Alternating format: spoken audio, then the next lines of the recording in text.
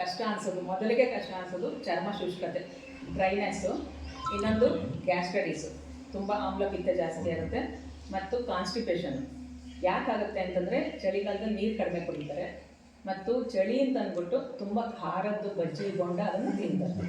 ಎರಡು ಮೇನ್ ರೀಸನ್ನಿಂದ ಇವೆರಡು ಕಾಯಿಲೆ ಬರುತ್ತೆ. ಮತ್ತು ಚರ್ಮ ಶುಷ್ಕತೆ, ನೀರು ಎಣ್ಣೆ ಅಂಶ, ಡ್ರೈನೆಸ್ ಬರುತ್ತೆ.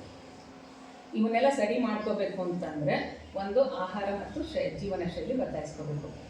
ಆಹಾರದಲ್ಲಿ ಹೆಚ್ಚಿನ ನಾರಿನಂಶ ಇರುವಂಥದ್ದು ತಗೋಬೇಕು, ಮತ್ತು ನೀರನ್ನು ಬರೀ ತಣ್ಣೀರು ಕುಡಿಯೋಕ್ಕೆ ಬೇಜಾರಾಗುತ್ತೆ ಚಳಿಗಾಲದಲ್ಲಿ. ಸಾಧ್ಯವಾದಷ್ಟು ಜೀರಿಗೆ ನೀರು ಕುಡಿದ್ರೆ ಎರಡೂ ರೀತಿಯಲ್ಲೂ ಕಾಂಪನ್ಸೇಟ್ ಆಗುತ್ತೆ. ಕಾನ್ಸ್ಟಿಪೇಷನ್ ಆಗಲ್ಲ, ಗ್ಯಾಸ್ಟ್ರಿಕ್ ಆಗೋದಿಲ್ಲ, ಮತ್ತು ಹೊಟ್ಟೆ ಹಸು ಚೆನ್ನಾಗಾಗುತ್ತೆ ಆ ಟೈಮಲ್ಲಿ.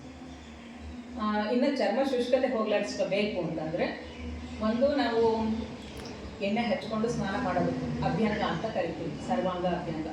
ತಲೆಯಿಂದ ಪಾದದವರೆಗೆ ಎಣ್ಣೆ ಹಚ್ಚಬೇಕು, ಕಿವಿಗೂ ಎಣ್ಣೆ ಹಾಕಬೇಕು ಅಂತ ನಮ್ಮಲ್ಲಿ ಚರಕಾಚಾರ್ಯರು, ಸುಶ್ರುತಾಚಾರ್ಯರ ಉಲ್ಲೇಖ ಇದೆ. ಅದು ಅವರವರ ದೇಹ ಪ್ರಕೃತಿಗೆ ಅನುಗುಣವಾಗಿ. ಈಗ ನೋಡಿ, ಪ್ರಕೃತಿಯಿಂದ ಬರುತ್ತೆ.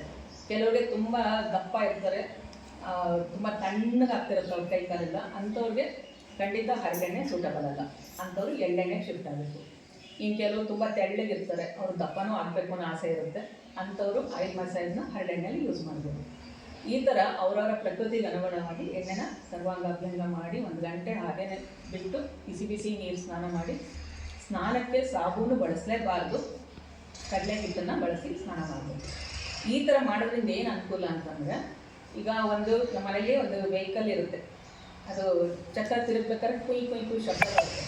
ಹಂಗೆ ಶಬ್ದ ಬಂತು ಅಂತ ನಾವೇನು ಮಾಡ್ತೀವಿ, ಮನೇಲಿರೋರು ಕೀಲೆಣ್ಣೆ ಬಿಡ್ತೀವಿ. ಆ ಕೀಲೆಣ್ಣೆ ಬಿಡೋ ಕಾರ್ಯಕ್ರಮನೇ ಅಭ್ಯಂಗ. ನಮ್ಮಲ್ಲಿ ಕುಯ್ ಶಬ್ದನೇ ನೋವು. ಈಗಿನ ದಿನಗಳಲ್ಲಿ ಅತ್ಯಂತ ಹೆಚ್ಚಾಗಿ ಕಾಡ್ತಾ ಇರೋದು ಅಂದರೆ ಜಾಯಿಂಟ್ಸ್ ಪೇನ್. ಇನ್ನೂ 30 ವರ್ಷಕ್ಕಿಲ್ಲ ಆಗಲೇ ಜಾಯಿಂಟ್ ಪೇನ್ ಬರ್ತಾ ಇದೆ.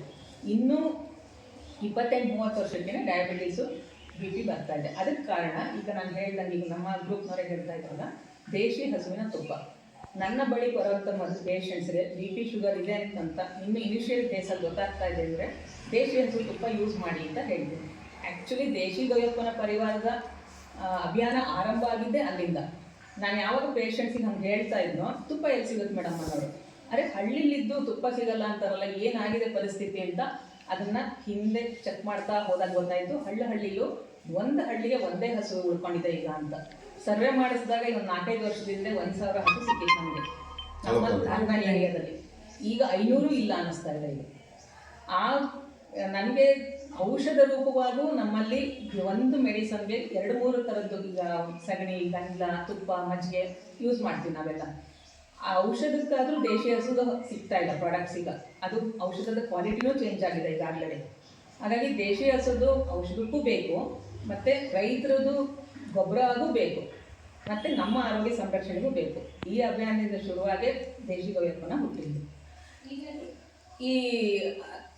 ಈ ದೇಶಿ ಹಸುವಿನ ತುಪ್ಪನ ಇಂಟ್ರನಲ್ಲಿ ತಗೋಬೇಕು.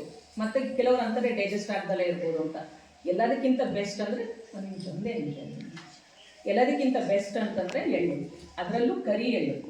ಎಲ್ಲರೂ ಒಂದ್ಸರಿ ರಿಕಾಲ್ ಮಾಡ್ಕೊಳ್ಳಿ, ಸಂಕ್ರಾಂತಿ ಹಬ್ಬದಲ್ಲಿ ಎಳ್ಳು ಬೆಲ್ಲ ತಿಂದು ಒಳ್ಳೆ ಮಾತಾಡಿ ಅಂತಾರೆ. ಮತ್ತು ದೀಪಾವಳಿ ಹಿಂದಕ್ಕೆ ಬನ್ನಿ, ಸ್ಟಾರ್ಟಿಂಗ್ ಪೀರಿಯಡಲ್ಲಿ ಎಳ್ಳಿನ ದೀಪ ಸುಟ್ಬಿಟ್ಟು, ಎಳ್ಳಿನ ಉಂಡೆ ಸುಟ್ಬಿಟ್ಟು ತಿನ್ನಿಸ್ತೀವಿ.